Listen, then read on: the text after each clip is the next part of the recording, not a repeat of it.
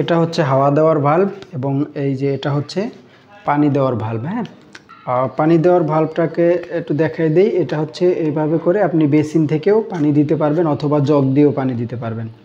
তারপর এভাবে আবার এটাকে আটকে দিতে হবে। আর এটা হচ্ছে হাওয়া দেওয়ার ভাল্ব।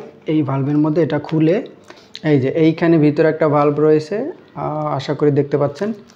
এটাকে এইখানে একটু চাপ দিয়ে ধরলেই এটা ফাঁকা হয়ে যাবে ভিতরের ভাল্বটা। এবার হচ্ছে এভাবে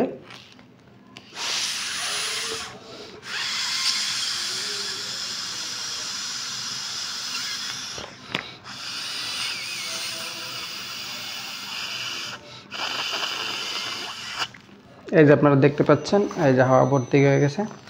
এভাবে 1 মিনিট বা 2 মিনিট হাওয়া দিলে এটা পুরা ভরে যাবে।